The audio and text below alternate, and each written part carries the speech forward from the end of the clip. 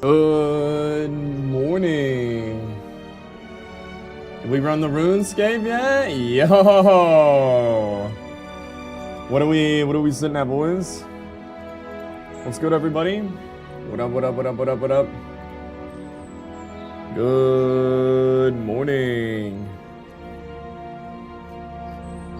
This makes me want to quit my job. Oh my goodness. Yo, it's great to see everybody this morning. Another day in Tempras. It's John RuneScape. Look at who it is, boys.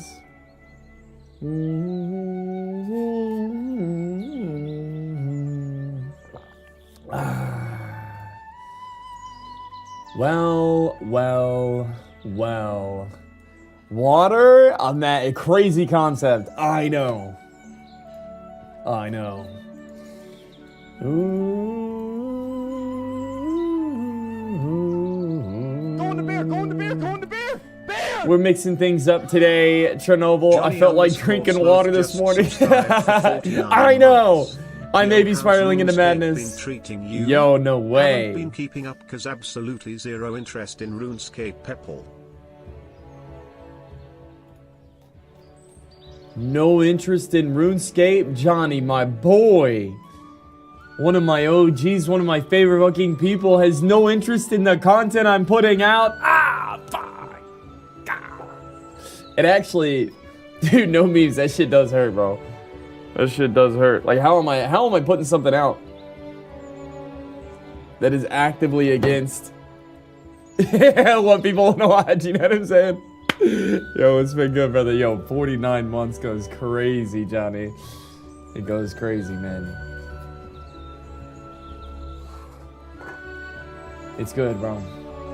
I'll check back every once in a while. Yeah. No, dude, I understand, man. I wouldn't watch OSRS either. Before I started playing it, I couldn't watch it at all. But here we are, boys.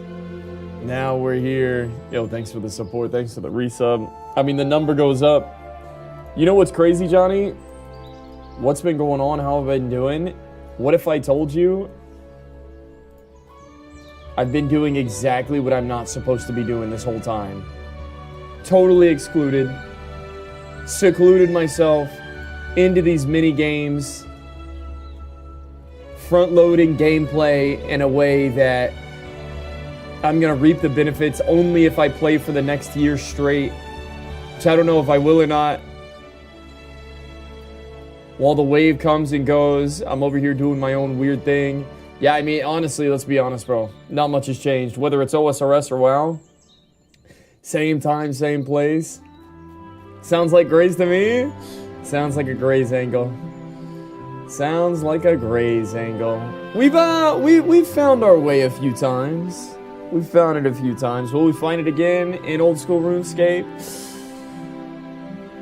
Time will only tell. Only time will tell.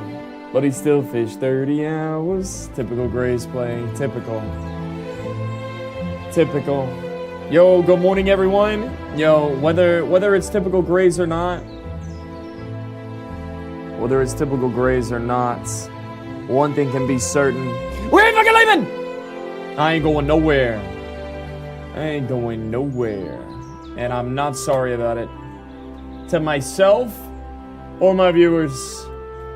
And for your sanity, you should switch to XP per hour method over maximum ticket method.